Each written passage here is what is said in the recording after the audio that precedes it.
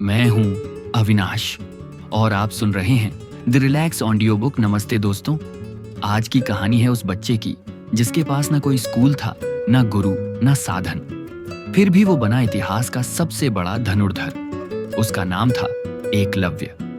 हस्तिनापुर के घने जंगलों में एक छोटे से वनवासी कबीले में उसका जन्म हुआ। गरीबी थी, संघर्ष था और समाज की नजर में वह निम्न जाति का था, लेकिन उसके दिल में एक आग थी, धनुर्विद्या में महारत हासिल करना।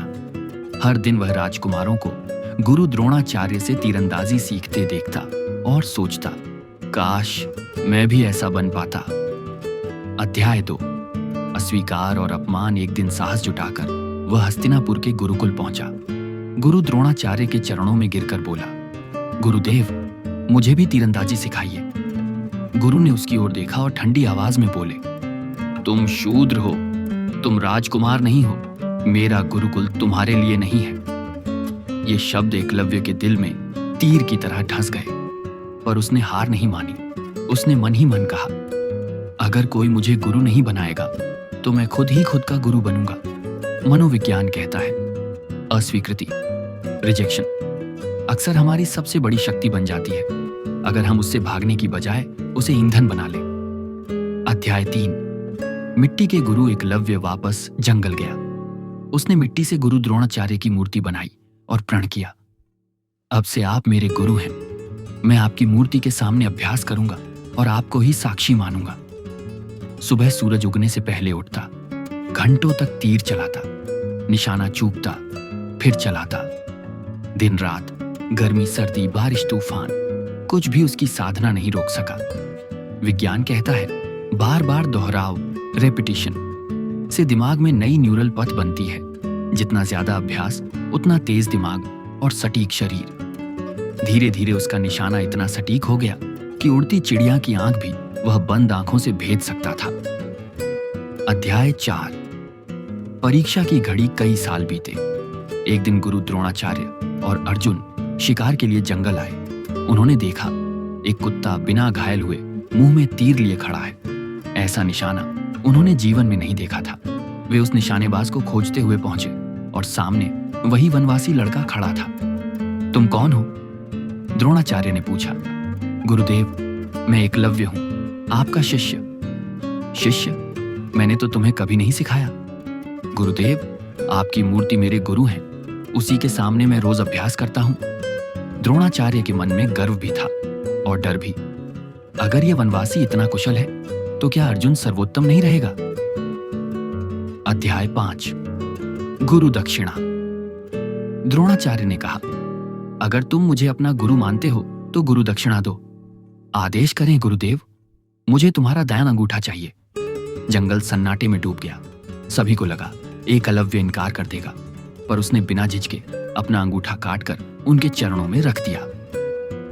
गुरुदेव, अब मैं शायद कभी धनुर्विद्या न कर सकूं, लेकिन मेरा सम्मान सदा बना रहेगा। यही सच्चा अनुशासन, डिसिप्लिन और समर्पण, डेडिकेशन है। एकलव्य ने दिखाया कि गुरु सिर्फ सिखाने वाला नहीं होता, वो दिशा देने वाला होता है, और सच्चा शिष्य वो है जो दिशा को भी अपना जीवन बना ले।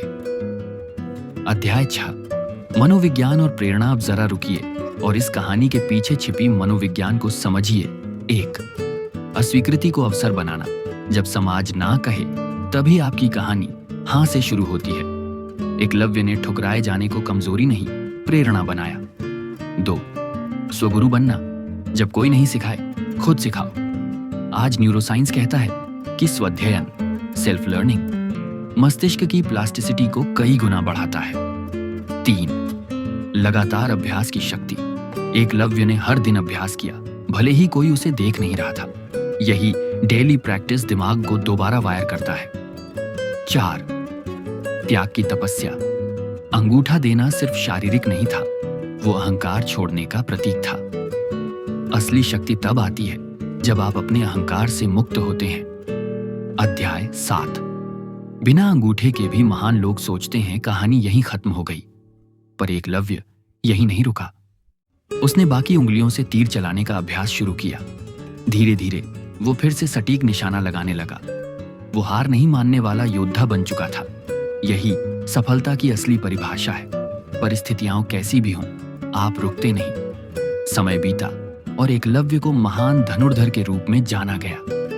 उसने साबित किया, महान बनने के लिए जन्म या पदवी नहीं चाहिए, बस जुनून और लगन चाहिए। उपसंहार, आपकी जिंदगी का एकलव्य दोस्तों, एकलव्य की कहानी सिर्फ इतिहास नहीं, यह हर उस इंसान का चेहरा है जिसे कभी कहा गया, तुम नहीं कर सकते। अगर आपके पास संसाधन नहीं है तो जुनून को संसाधन बना लो। अगर गुरु नहीं है तो किताबों और अनुभवों को गुरु बना लो। अगर रास्ता नहीं है तो अपना रास्ता खुद बना लो। एकलव्य हमें सिखाता है, जहां चाह है वहां राह नहीं, वहां राह बनती है।